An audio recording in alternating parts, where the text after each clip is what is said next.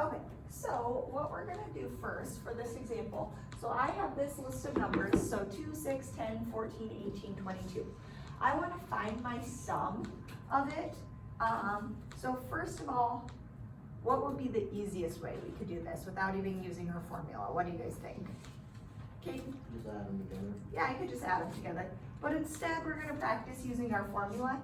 So if we remember from yesterday, what is that formula that we wrote down? Haley Winter, what did you write?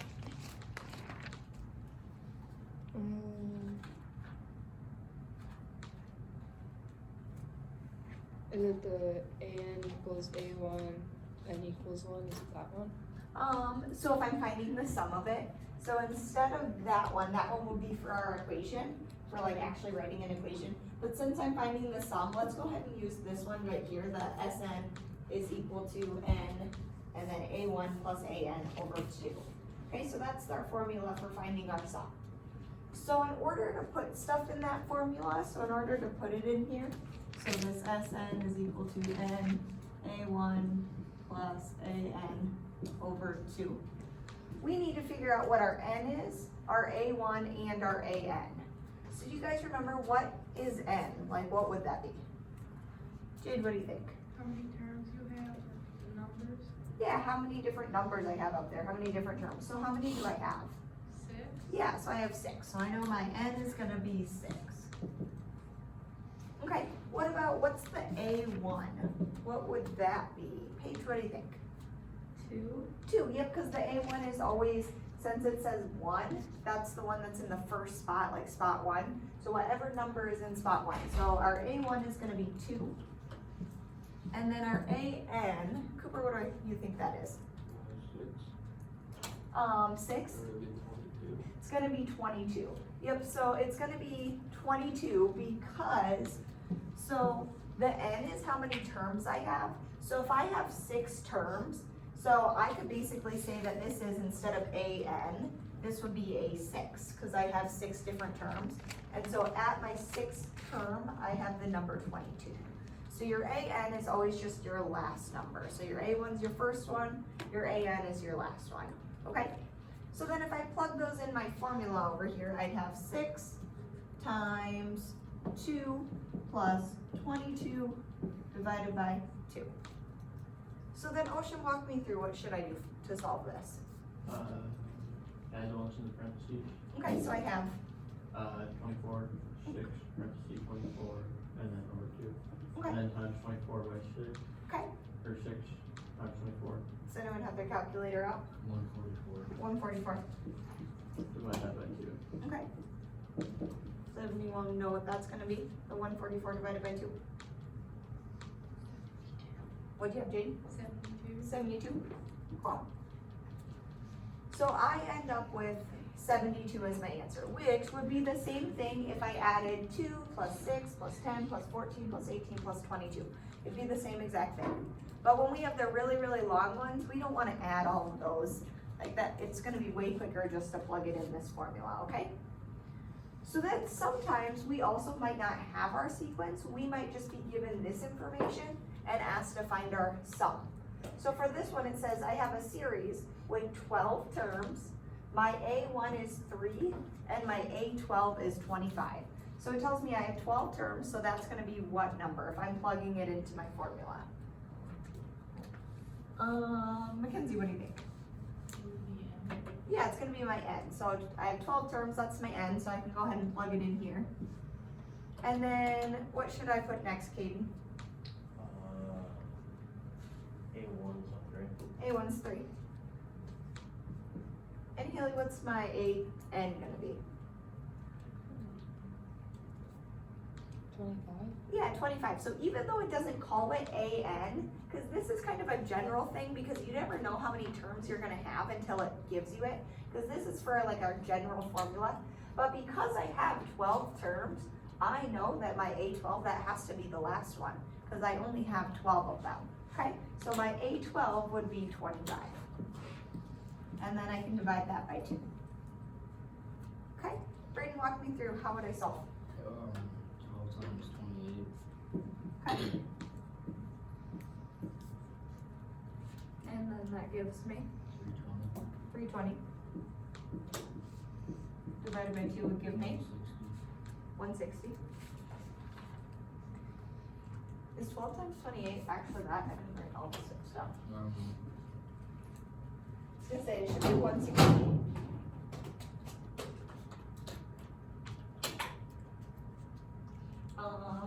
It should be 336. 12 times 28 is gonna be 336.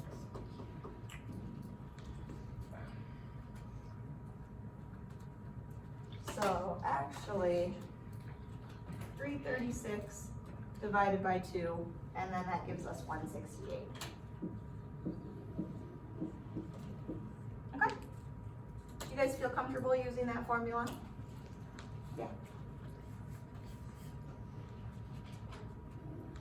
Okay, so then sigma notation. So this is for finding our sum as well, but our sigma notation is gonna look something like this. It's just a Greek letter sigma, so you kind of make it just like this. So it's got like 2 little ends and it's like a big E kind of thing.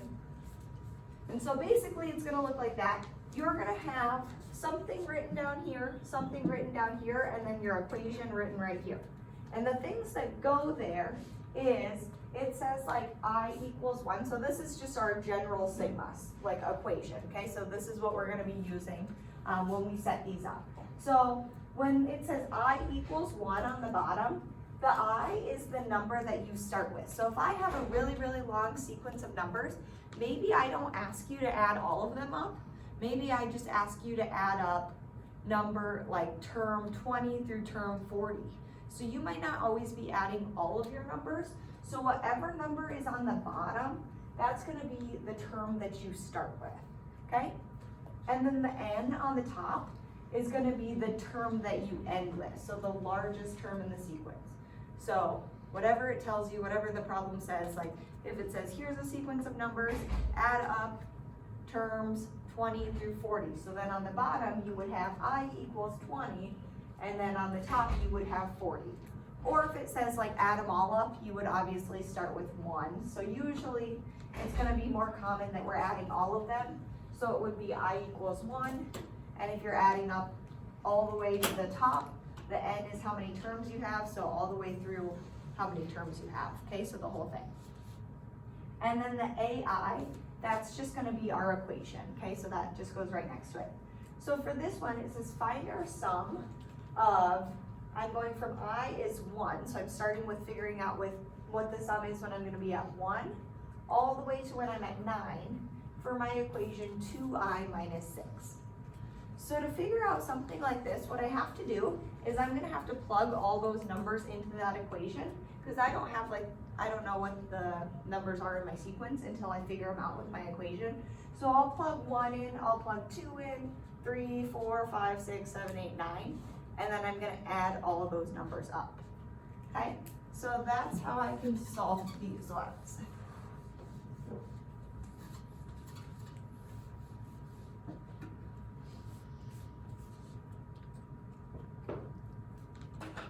Okay.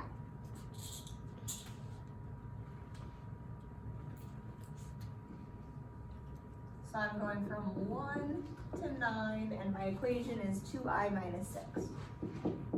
Okay, so when I plug 1 in, I would plug in just 1 into this equation right here, so I'd have 2 times 1 minus 6, which what would that give me as an answer? Or what do you think? -4. Yeah, -4, because this would be 2 minus 6, I'd have -4. So my first term of my sequence is -4.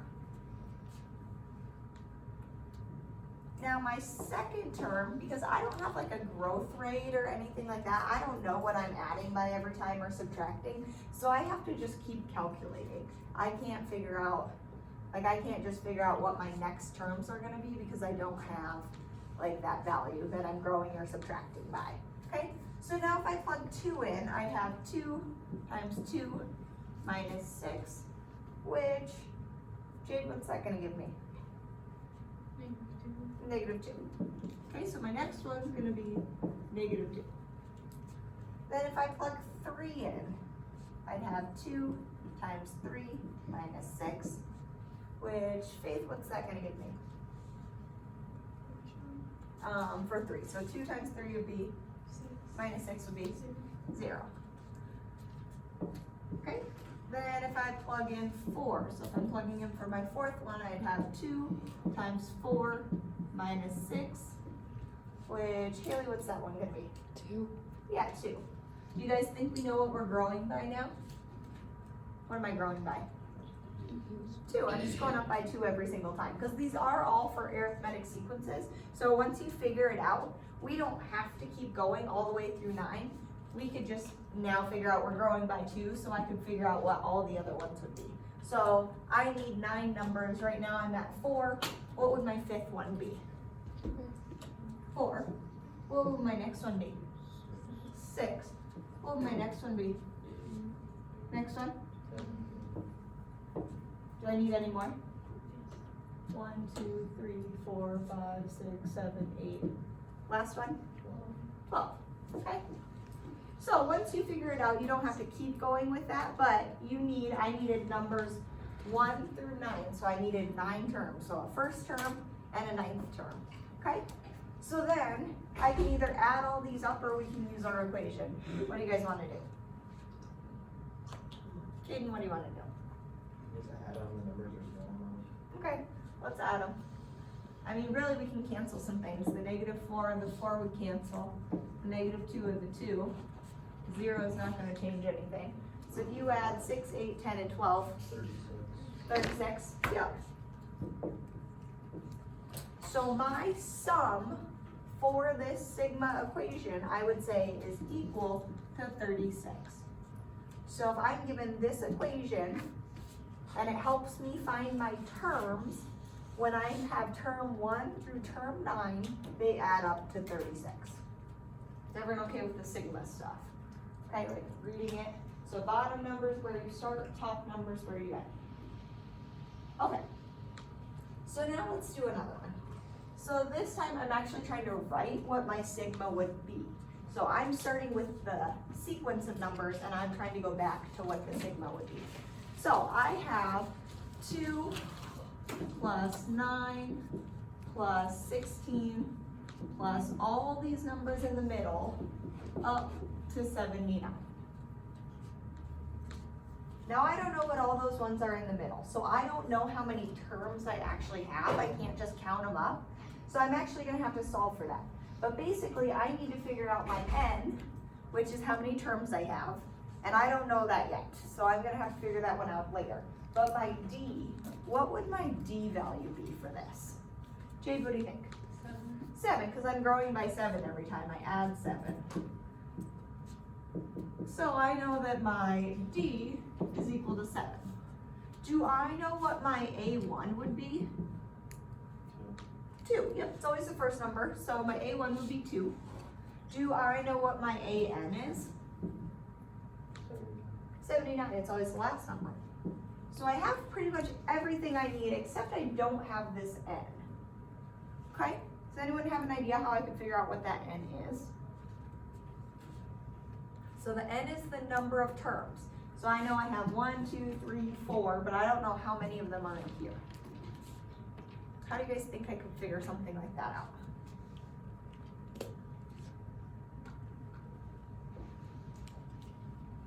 Could we, if we just keep adding 7, could we just see how many times I have to add 7 in between 16 and 79? Could I do it like that? Or could I use my equation, my explicit equation from yesterday? Where I have, so if we think about our explicit equation, what was that, explicit equation?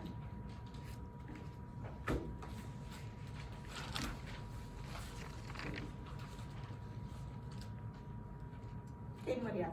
An equals a1 plus b plus b times n minus 1. Yeah. So if I have all of this information except my n, could I then solve for my n? Because I have all 3 of these numbers, and then I would just be left with 1 variable. So I could solve this for my n. So if I plug these in, I'd have 79 over here is equal to 2 plus 7 times n minus 1. And then, Paige, go ahead and walk me through, how would I solve this? I'm trying to get n. You'd add the 2 and the 7, and 9. Okay, so before I would do this, so the 7's actually gonna be multiplied into these, I'm gonna have to distribute it. So if I think of like order of operations, I would Seven. multiply before I'd add. So 7 and minus 7. Yep, so I'd have 7n minus 7, and then I still have this 2 over here. Okay, so then what could I do?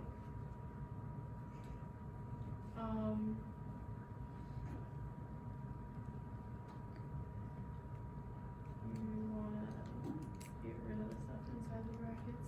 Oh wait, no. Should you add like term?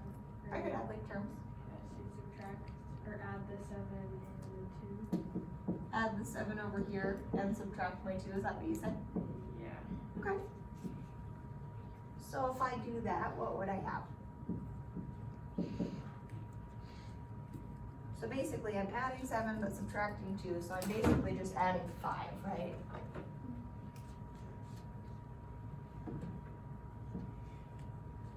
So if I'm adding 5 to 79, I'd have, 74 or 84, sorry. yep, 84. And then what can I do next? You divide the 7. Okay. And then, does anyone have their calculator out? Jade, what do you have? 12. 12, yeah, 84 divided by 7 is gonna give me 12. Okay, so now I do actually have my n. So I'd have n is equal to 12. Okay, so we can always use this equation. So I know yesterday we did an example where we used it to help us solve for d. Today we used it to help us solve for n. So as long as you have everything but one variable, you can use that equation to help you solve for whatever you're missing, okay? Okay, so it says write our explicit formula for the series. Well, that's what we just solved.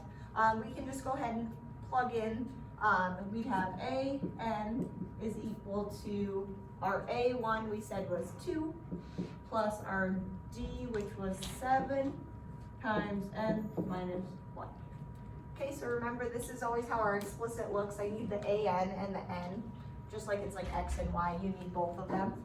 Okay, so that was step 2, so I wrote my explicit formula. Then to get it into the sigma notation, so I need to write it in something like this. Okay, so I need to go from a number to a number. But before I do that, and then I need the equation right here. But this equation, they always have it simplified when they put it down here. You'd never see it like this. So if I were to simplify this, I could again just distribute the 7, just like we just did. So I'd have 7n minus 7, and then plus that 2. And then if I combine my like terms, what would I have? Ocean, what do you think? If I combine my like terms, what would I have? And just n. So I'd have the 2 and the negative 7 would be, Negative 5. yeah, negative 5. So I'd have 7n minus 5. Okay, so that would be my equation. So 7n minus 5. Okay, so now I have one piece of my sigma. So all you have to do is take your explicit and simplify it, because it's always just simplified, so, and put it down there. And then I need to go from a certain number to a certain number. Well, I'm adding all of them up, so I can say I start with term 1. So I would go from I is equal to 1. And then how many terms do you think I add together? How many did I have? Okay, 12. yeah, 12, because I figured out my n was 12. So I go from 1 to 12 using the equation 7n minus 5. Okay? And then the last thing, so we just wrote it in sigma notation, okay, so we just did everything. And now it says, so now let's find the sum. So if I want to find the sum, we can, instead of adding all of them individually, since I have all of this information, I can use my sum formula.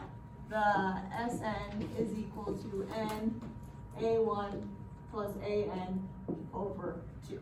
Because if you have all of this information, obviously this formula is going to be easier than having to plug the numbers in 1 through 12 and then add all of them up, okay? But if I had only given you this to start with, looking at this right here, I don't know what my A1 or my AN is just by looking at this formula because it's simplified, so I don't know what they are. But if I know what they are, use that formula. If you don't, you just have to plug them in and then add them up, okay? So, plugging them into this formula right here, Faith, what would I do? What number should I put in? Yeah.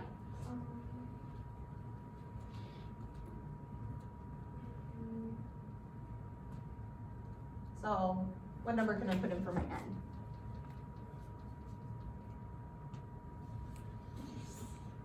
For my same problem that I'm still doing. 12. Yeah, 12. And then what would I put in for my A1? 2. Okay, and my AN? 7.